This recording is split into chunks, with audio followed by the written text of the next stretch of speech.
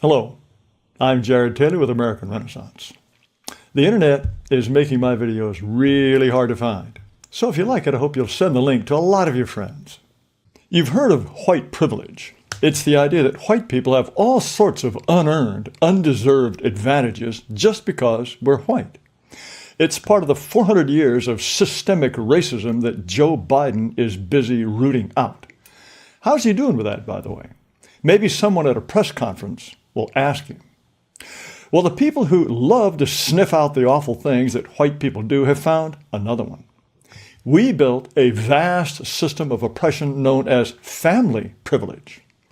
I bet you had no idea that if you grew up with your mother and father, you benefited from unearned, undeserved family privilege, which is white supremacist. Family privilege was discovered in 2001 by a Michigan State University professor named John Saita. In an article called Growing Up Without Family Privilege, he called it the benefits, mostly invisible, that come from membership in a stable family. The benefits of a stable family are hardly invisible, but never mind. Instead of encouraging all people to try to give their children a stable family, Professor Saita based the idea of family privilege directly on white privilege, which had been discovered just 4 years earlier in 1997. It's racist, so it's got to go. Any idea that could embarrass white people is going to be popular these days. So family privilege is now at the center of something called family science, which is supposed to study ways to strengthen families. Here is a typical article from the Journal of Family Theory and Review. The title is White Supremacy and the Web of Family Science, Implications of the Missing Spider. As the abstract explains, family science is at the forefront of understanding the multiple and interconnected risk and protective factors, e.g., poverty versus wealth, racism and discrimination, privilege, that affect families.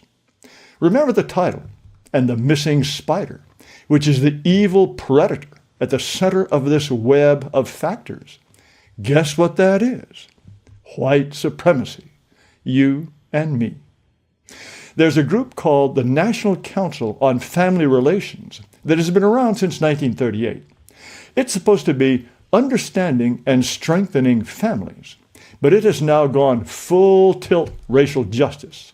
In May, it was promoting a seminar called Toward Dismantling Family Privilege and White Supremacy in Family Science.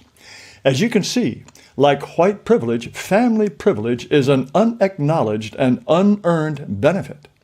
Family privilege is bad because it serves to advantage certain family forms over others and is typically bestowed upon white, traditional nuclear families. The smiling white lady here is Bethany Letique, who teaches at George Mason University. She was interviewed as part of a family reboot. Yeah, we're going to start all over to explain family privilege. She said that the institution of marriage was designed by white heterosexual men to maintain their power and social economic dominance and control over the other. Well, if you think that's crazy, you're right. Almost every known society has marriage. Japanese were sure getting married long before we even knew they existed. And we apparently tricked New Guineans into marrying too. The evil of the white man knows no bounds of distance or time. Well, what makes family privilege white supremacist, though? There's a nonprofit in Washington, D.C. called Family Story that's got it all figured out. Its goal is on the home page. Family Story works to address and dismantle family privilege in America. The group claims that any child-rearing arrangement is as good as any other. Single parent, same-sex, unmarried couple, strangers or grandparents doing the job. The bigoted idea that the best arrangement for rearing children is a husband, a wife, and their children is the nuclear option. Sounds scary. As the organization explains on its What We Do page, the idea of the traditional nuclear family is rife with sexist, homophobic, and racist assumptions.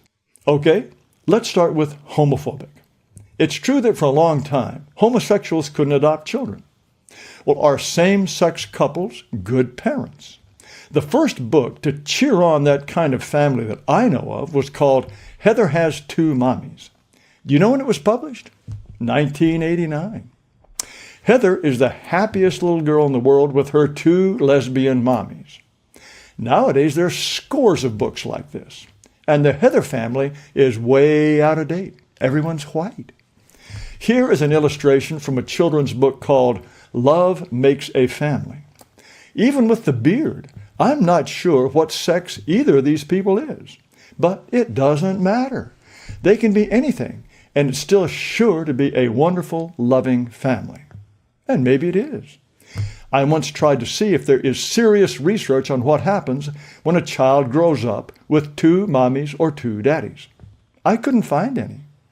My guess is that it would be hard to get funding for a rigorous study because no one wants to know if living with two daddies makes you grow up a little weird. How about the sexist assumption that single mothers would benefit from having fathers around?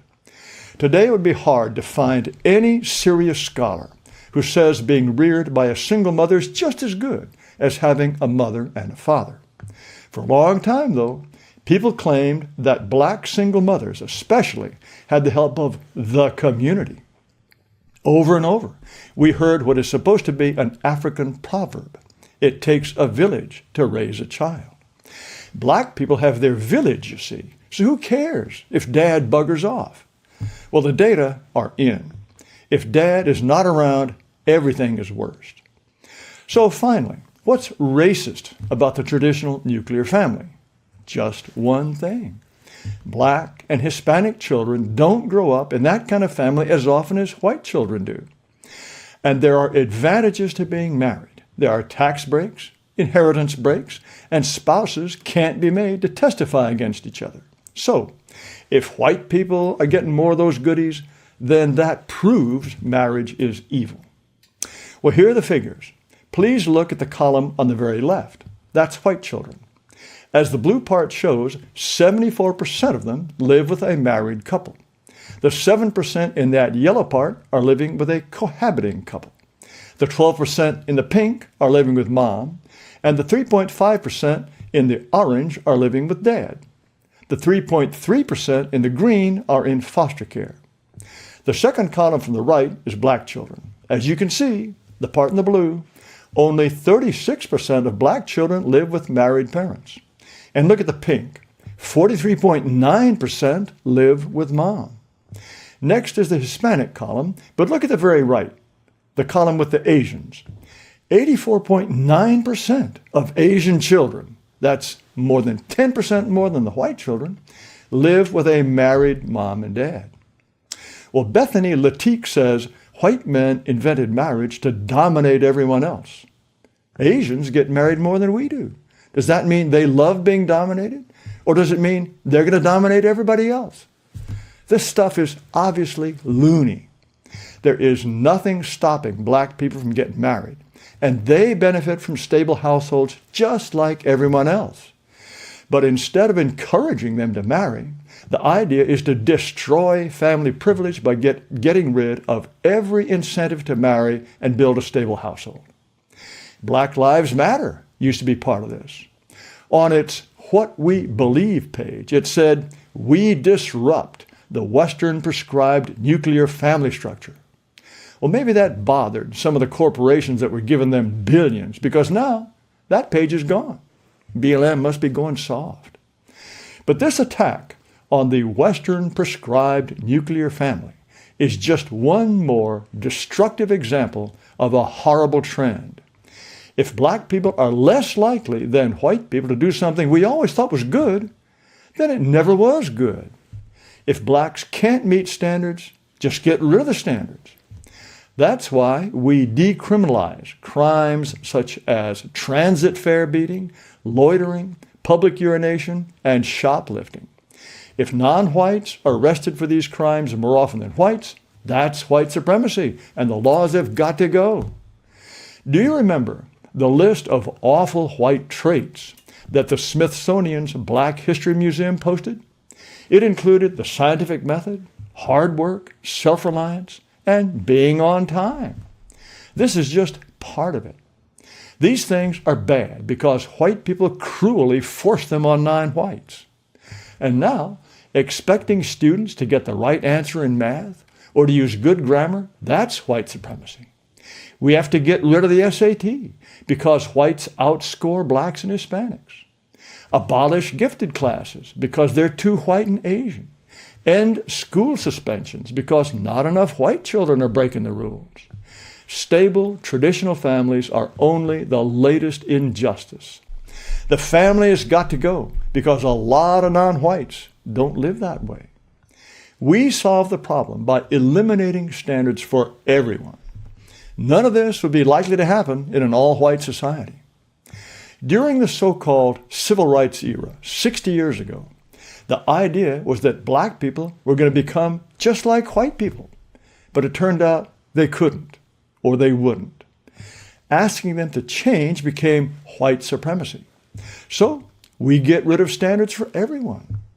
There will be justice and equity only when white people are as poor and irresponsible and degenerate as blacks. Any advantage, natural or cultivated, will have to go in what is ultimately a war on excellence and achievement of any kind. We have a wonderful future in store, don't we?